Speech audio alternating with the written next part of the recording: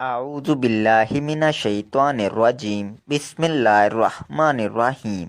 ये तस्बीह चलते फिरते जो भी पढ़ेगा अपने ख़ानदान का अमीर तरीन इंसान बन जाएगा।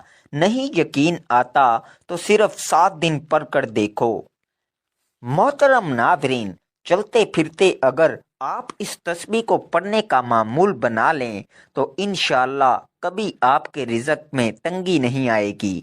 अल्लाह पाक आपको इतना रिज़्क़ अता करेंगे कि आपकी नस्लें बैठकर खाएंगी, लेकिन आपका रिज़्क़ फिर भी ख़त्म नहीं होगा और आप अपने ख़ानदान के अमीर तरीन इंसान बन जाओगे। नहीं यकीन तो आप ये तस्बीह 7 दिन पढ़कर देख लें। ये वो सच्चा अमल है कि जो इस अमल को पढ़ लेता है सारी ज़िंदगी दौलत में खेलता है। बस चलते फिरते ये छोटा सा वजीफ़ा पढ़ लेना। दुनिया जहान की परेशानी, दुनिया जहान की हाजत मुराद मिनटों सेकंडों में ना पूरी हो तो फिर मुझे कहना। आज वो सच्चा अमल बताऊंगा, आज ऐसा ताकतवर वजीफ़ा बताऊंगा तमाम दुखियारी परेशान बहनों और भाइयों को कि वजीफ़ा पढ़ते ही दुनिया जहान की दौलत भी रब्बे करीम से मांग लोगे, अल्लाह पाक आपकी झोली में डाल देंगे।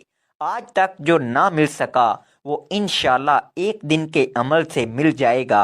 वजीफ़ा पढ़ते ही अगर तुम्हारी खाली झोलियाँ दौलत से ना भर जाएं तो फिर मुझे कहना। वजीफ़ा पढ़ते ही अगर तुम मालदार ना बन जाओ तो फिर मुझे कहना। हर हाजत, हर मुराद तुम्हारी इंशाल्लाह मिनटों में पूरी होगी। दुनिया जहान की परेशानियां, तकलीफ़ें अगर वज़ाइफ पढ़ के मेरे भाइयों, मेरी बहनों थक चुके हो, अमाल कर कर के थक चुके हो, इस अमल को पढ़ लेना। सारी परेशानियां दूर होंगी, तंगदस्तियां दूर होंगी। और जो कोई ऐसा शख्स कि जिस पर लाखों करोड़ों का कर्जा हो, वो 15-20 सेकंड निकाले और मेरा बताया हुआ ये अमल कर लें।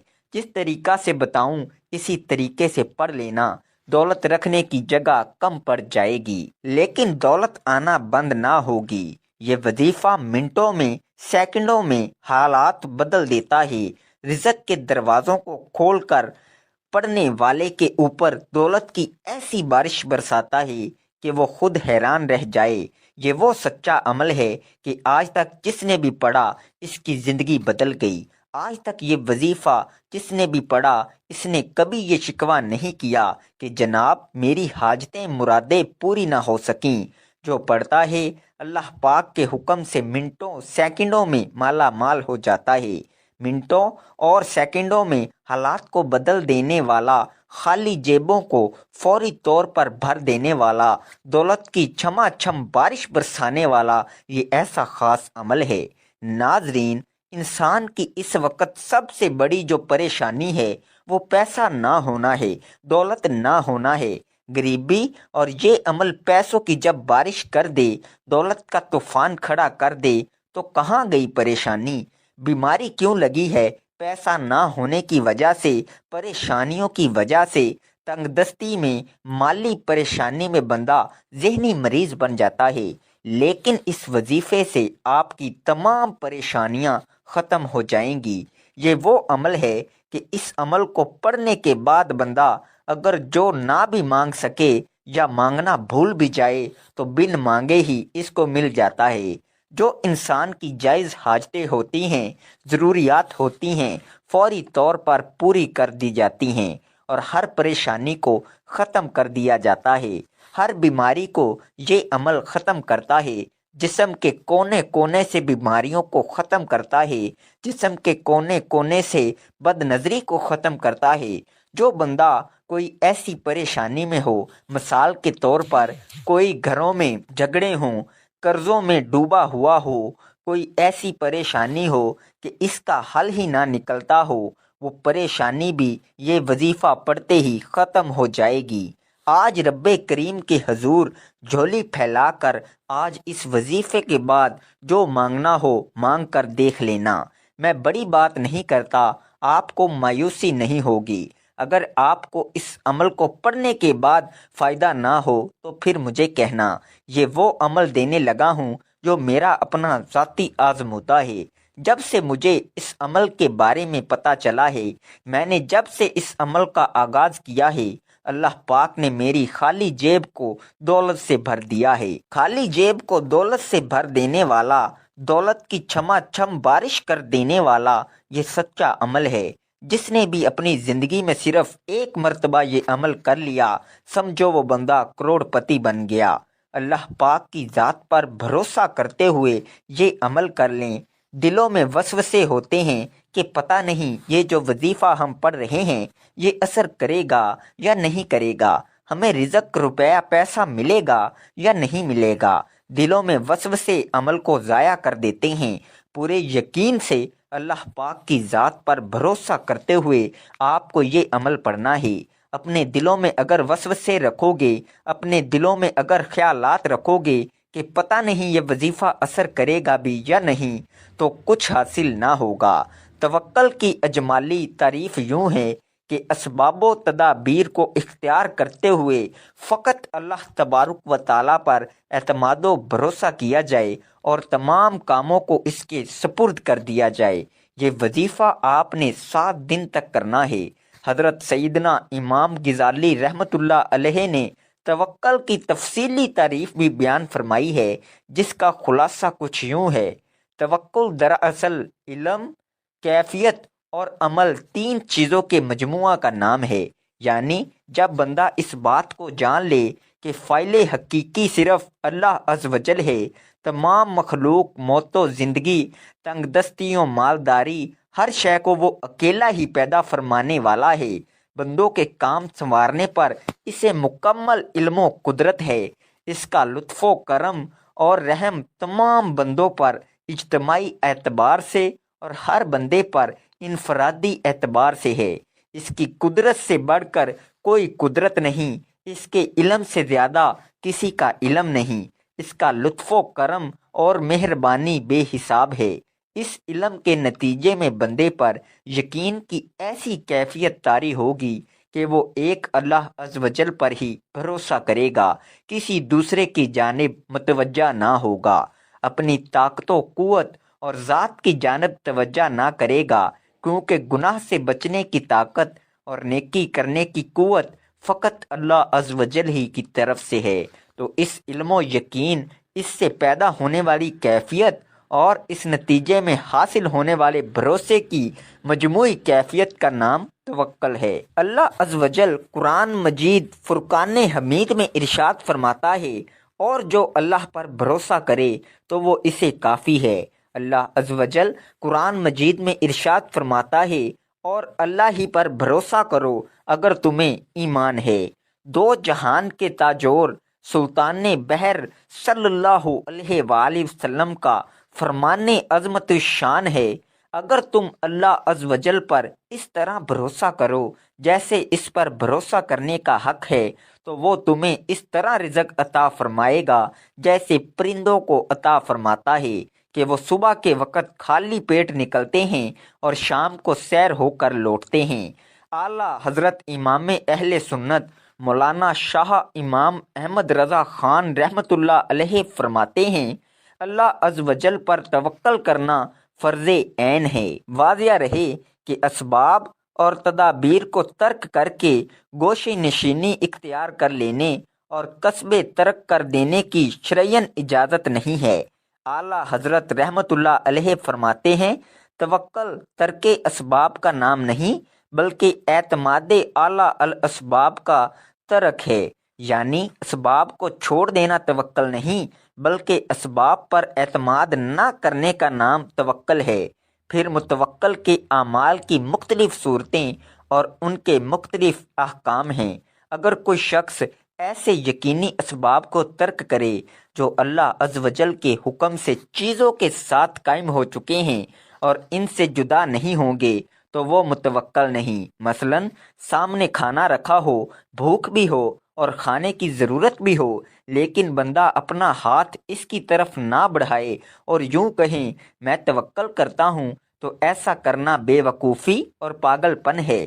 ایسے غیر یقینی اسباب کو ترک کر دینا جن کے بارے میں غالب گمان ہے کہ چیزیں ان کے بغیر حاصل نہیں ہو سکتی، مثلا کوئی شخص شہروں اور قافلوں سے جدا ہو کر سنسان راستے پر سفر کرے جن پر کبھی کبھار ہی کوئی آتا ہو، تو اگر اس کا سفر بغیر زیادہ راہ کے ہو تو یہ عام شخص کے لیے توکل نہیں ہے، کیونکہ بزرگان دین کا طریقہ یہ رہا ہے کہ ایسے راستوں پر راد راہ لے کر سفر کرتے اور توکل بھی باقی رہتا، کیونکہ ان کا اعتماد زاد راہ پر نہیں بلکہ اللہ عز و جل کے فضل پر ہوتا۔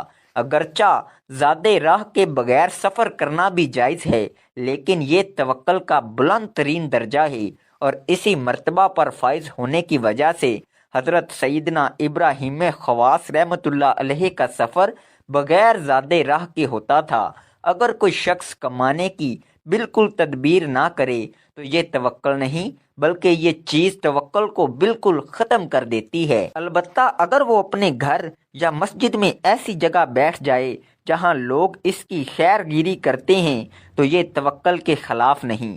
سنت کے مطابق رزق حلال کمانا توکل کے خلاف نہیں، جبکہ اس کا اعتماد سامان اور مال وغیرہ پر نہ ہو، اور اس کی علامت یہ ہے کہ وہ مال کے چوری یا ضائع ہونے پر غمزدہ نہ ہو۔ عیالدار شخص کا اپنے اہل خانہ کے حق میں توکل کرنا درست نہیں، ان کے لیے بقدر حاجت کمانا ضروری ہے۔ اسی طرح سال بھر کے لیے کھانا وغیرہ جمع کر کے رکھنا بھی توکل کے منافی نہیں۔ البتہ توکل کا اعلیٰ درجہ یہ ہے کہ بندہ اس وقت کے لیے ضرورت کے مطابق رکھ لے اور بقیہ مال ذخیرہ نہ کرے بلکہ فقراء میں تقسیم کر دے۔ اپنے آپ کو تکلیف دہ چیزوں سے بچانا بھی توکل کے خلاف نہیں۔ توکل کرنے والا اللہ عز و جل اور اس کے حبیب صلی اللہ علیہ وآلہ وسلم کے فرمان پر عمل پیرا ہوتا ہے۔ توکل کرنے والا لوگوں سے بے نیاز ہو جاتا ہے۔ توکل کرنے والے کو اللہ عز و جل غیب سے رزق عطا فرماتا ہے۔ توکل کرنے والے اللہ عز و جل کو پسند ہیں۔ توکل کرنے والے کو دنیا و آخرت کی بے شمار بھلائیاں نصیب ہوتی ہیں۔ توکل کا سب سے بڑا فائدہ یہ ہے کہ اس سے ایمان محفوظ ہو جاتا ہے، کیونکہ شیطان جب کسی کے ایمان پر حملہ آور ہوتا ہے تو سب سے پہلے اس کا اللہ عز و جل پر یقین اور بھروسہ کمزور کر دیتا ہے۔ لہٰذا اگر آپ اپنے ایمان کی حفاظت کرنا چاہتے ہیں تو اللہ عز و جل پر کامل بھروسہ رکھیے۔ چنانچہ ایک بزرگ فرماتے ہیں کہ میرے ایک دوست نے مجھ سے ذکر کیا کہ میری ایک نیک آدمی سے ملاقات ہوئی تو میں نے پوچھا کیا حال ہے؟ اس نے جواب دیا حال تو ان کا ہے جن کا ایمان محفوظ ہے، اور وہ صرف متوکلین ہی ہیں جن کا ایمان محفوظ ہے۔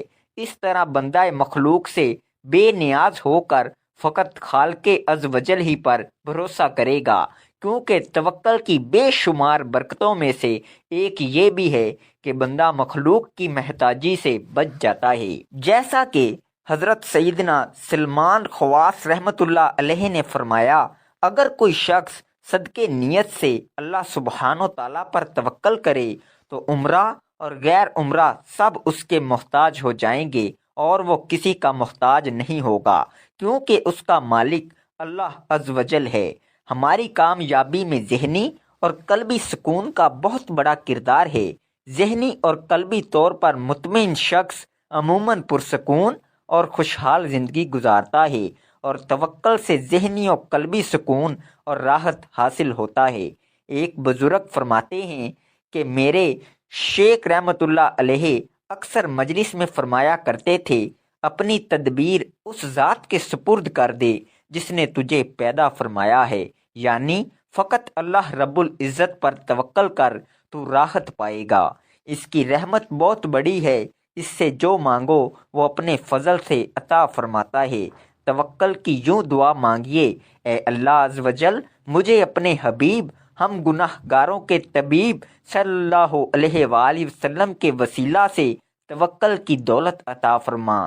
مجھے اپنے سوا کسی کا محتاج نہ کرنا، مجھے ہر معاملے میں بس تیری ہی ذات پر بھروسہ کرنے کی توفیق عطا فرما۔ آمین۔ اللہ رب العزت کی ذات پر بھروسہ کرتے ہوئے اس عمل کو پڑھنا شروع کرنا، اور سب سے پہلا کام کرنا ہے کہ ایک مرتبہ آپ لوگ سب سے پہلے عمل کو شروع کرنے سے پہلے اعوذ باللہ من الشیطان الرجیم بسم اللہ الرحمن الرحیم پڑھ لینا۔ مشکل سمجھ کے چھوڑ نہ جانا، کیونکہ یہ دنیا کا سب سے آسان ترین عمل ہے۔ اگر یہ بھی نہ پڑھ سکے تو پھر میری نظر میں آپ لوگ کچھ بھی نہ کر سکے۔ اس کے بعد سب سے پہلے آپ نے درود پاک پڑھ لینا ہے۔ آپ کوئی سا بھی درود پاک پڑھ سکتے ہیں۔ درود ابراہیمی پڑھ لیں، یا صلی اللہ علیہ وآلہ وسلم پڑھ لیں، یا صلی اللہ محمد پڑھ لیں۔ یہ جو درود پاک آپ کو آسانی سے آتا ہو، آپ وہ درود پاک پڑھ لیں۔ ایک مرتبہ میرے ساتھ بھی پڑھ لیں تاکہ ثواب ہو۔ اللہم صلی علی محمد وعلی آل محمد کما صلیت علی ابراہیم وعلی آل ابراہیم انک حمید مجید۔ اللہم بارک علی محمد وعلی آل محمد کما بارکت علی ابراہیم وعلی آل ابراہیم انک حمید مجید۔ درود پاک پڑھنے کے بعد پہلا وظیفہ کمال کا وظیفہ ہے، فوراً سے پڑھنا شروع کر دینا ہے۔ بڑا مجرب وظیفہ ہے۔ یہ وظیفہ ہے یا ذوالجلال والاکرام، یا ذوالجلال والاکرام۔ یہ اللہ پاک کا جلالی نام ہے، یا ذوالجلال والاکرام۔ جب بندہ اس نام سے رب کریم کو پکارتا ہے تو رب کی رحمت جوش میں آ جاتی ہے۔ رب کریم فرشتوں سے کہتے ہیں کہ یہ کون ہے بندہ جو اتنے جلال سے مجھے پکار رہا ہے۔ رب کے فرشتے رب کے حضور آپ کا نام پیش کر دیتے ہیں تو رب کی ذات کہتی ہے، اے فرشتوں، میں اس بندے سے بے حد راضی ہوا ہوں، اس کی جھولی میں دنیا جہان کے خزانے ڈال دو، یہ مانگتا ہے اس کی جھولی میں ڈال دو۔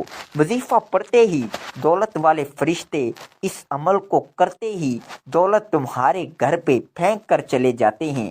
تمہارا گھر، تمہاری دکان، تمہاری جیب دولت سے بھر جاتی ہے۔ یہ وظیفہ 7 مرتبہ اور 7 دن تک پڑھ لینا، کمی بیشی نہ کرنا۔ 7 مرتبہ جب پہلا وظیفہ یا ذوالجلال والاکرام کا پڑھ لیں تو اسی وقت اس عمل کے اندر دوسرے نمبر پر جو طاقتور وظیفہ سورہ کوثر کا فوری طور پر شامل کر دینا ہے۔ انا اعطیناک الکوثر فصلی لربک وانحر ان شانئک ھو الابتر۔ 41 مرتبہ سورہ کوثر پڑھ لینی ہے۔ ایک تسبیح سبحان اللہ وبحمدہ سبحان اللہ العظیم اور ایک تسبیح استغفر اللہ کی پڑھ لینی ہے۔ ایک ہی وقت میں ایک ساتھ پورا عمل کرتے ہوئے آپ نے پڑھنا ہے۔ آخر میں دعا، پھر آپ کا یہ عمل مکمل ہوگا۔ دعا ضرور مانگیے گا۔ دعا نہ مانگی تو وہی بات ہوگی کہ محنت کی، مزدوری کی اور آخر میں دہاڑی نہ لی۔ دعا کی فضیلت، اہمیت اور مشروعیت و ترغیب کے بارے میں سب سے پہلے ہم اللہ رب العزت کی مقدس کتاب میں وارد ہونے والے آیت کریمہ کا ذکر کریں گے، پھر اس سلسلہ میں سنت مطہرہ سے صحیح احادیث بیان کریں گے، اور بعد میں اس تعلق سے چند ضعیف روایات کا ذکر کریں گے تاکہ قارئین کرام صحیح چیز کو اختیار کر سکیں اور غیر صحیح سے اجتناب اور ان کے لیے آسان رہے۔ دعا کی فضیلت و ترغیب میں وارد آیات کریمہ۔ میں اپنے بندوں سے بے حد قریب ہوں، جب میرے بندے میرے بارے میں آپ سے سوال کریں تو کہہ دیجئے میں قریب ہی ہوں، ہر پکارنے والے کی پکار کو قبول کرتا ہوں۔ اللہ سے اس کا فضل مانگو، اللہ تعالیٰ سے اس کے فضل کی دعا مانگتے رہو، یقیناً اللہ ہر چیز کا علم رکھتا ہے۔ اللہ کو اخلاص کے ساتھ پکارو، اپنے دین کو اس کے لیے خالص کر کے اسی کو پکارو۔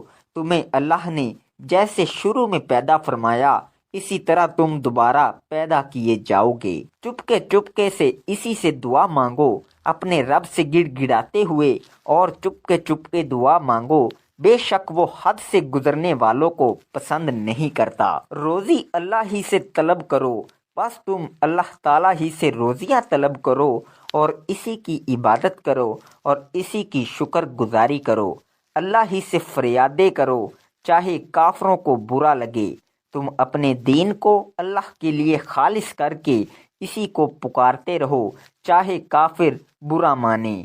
دعا عبادت ہے اور دعا سے گریز تکبر ہے۔ تمہارے رب نے فرمایا ہے مجھ سے دعائیں کرو میں تمہاری دعاؤں کو قبول کروں گا۔ یقین مانو جو لوگ میری عبادت سے خود سری کرتے ہیں وہ جلد ہی ذلیل ہو کر جہنم میں پہنچ جائیں گے۔ وہی وحدہ لا شریک ہے، اسی سے مانگو، وہ زندہ ہے، اس کے سوا کوئی معبود برحق نہیں، بس تم خاص اسی کی عبادت کرتے ہوئے اسے پکارو۔ دعا عین عبادت ہے۔ سیدنا نعمان بن بشیر رضی اللہ عنہ سے روایت ہے کہ نبی کریم نے فرمایا جو اللہ سے مانگنا چھوڑ دے اللہ اس پر ناراض ہو جاتا ہے۔ اللہ تعالیٰ کو دعا سے بڑھ کر کوئی چیز محبوب نہیں، اس لیے جب بھی نماز پڑھا کریں، وظیفہ کیا کریں تو دعا لازمی مانگا کریں، کیونکہ دعا مانگنا اللہ تعالیٰ کو بے حد پسند ہے، تو دعا لازمی کیا کریں، بھلے چند سیکنڈ کی کر لیں لیکن دعا لازمی کرنی ہے۔ وظیفہ پورا پڑھنے کے بعد وہی درود پاک پڑھ لیں جو وظیفہ شروع کرنے سے پہلے پڑھا تھا۔ اس کے بعد اللہ تعالیٰ سے اپنی حاجتوں اور پریشانیوں کے لیے دعا مانگ لیں، انشاءاللہ آپ کی تمام پریشانیاں ختم ہو جائیں گی۔ اے اللہ پاک ہمیں گمراہی کے راستے سے ہٹا کر صراط مستقیم کے راستے پر چلنے والا بنا دے۔ اے اللہ ایسی نماز پڑھنے کی توفیق عطا کر جس نماز سے تو راضی ہو جائے، زندگی میں ایسے نیک اعمال کرنے کی توفیق عطا کر جن اعمالوں سے تو راضی ہو جائے، ہمیں ایسی زندگی گزارنے کی توفیق عطا کر جس زندگی سے تو راضی ہو جائے، ایمان پہ زندہ رکھ اور ایمان پہ ہی موت عطا کر۔ اے اللہ ہمیں تیرے احکام کی فرما برداری کرنے والا بنا دے اور تیرے پیارے حبیب جناب رسول اللہ صلی اللہ علیہ وآلہ وسلم کے نیک اور پاکیزہ آداب کو اپنانے والا بنا دے۔ اے اللہ ہماری پریشانیوں کو دور کر دے۔ اے اللہ جو بیمار ہیں انہیں شفائے کاملہ عطا فرما۔ اے اللہ جو بے اولاد ہیں انہیں اپنے خزانوں میں سے نیک اور صالحہ اولاد عطا فرما۔ اے اللہ جن کے جو کام رکے ہوئے ہیں وہ پورے کر دے۔ اے اللہ بچھڑے ہوں کو ملا دے۔ اے اللہ شادی شدہ جوڑوں میں محبت اور خلوص پیدا کر دے اور ان کی زندگیوں میں برکت ڈال دے۔ اے اللہ تمام لڑکے اور لڑکیوں کے نصیب اچھے کر دے۔ اے اللہ جو قرض کے بوجھ کے تلے دبے ہوئے ہیں ان کے قرض جلد سے جلد ادا کر دے۔ اے رب العزت شیطان سے ہماری حفاظت فرما۔ اے اللہ حلال رزق کمانے کی توفیق عطا فرما۔ آمین ثم آمین۔ دعا ہے کہ اللہ تعالیٰ میرا سنانا اور آپ کا سننا اپنی بارگاہ الہی میں قبول و منظور فرمائے۔ ناظرین گزارش ہے کہ اللہ تعالیٰ کے 99 ناموں میں سے کوئی ایک نام کمنٹ میں لکھ کر ضرور شیئر کریں۔ اللہ ہم سب کا حامی و ناصر ہو۔ جزاک اللہ۔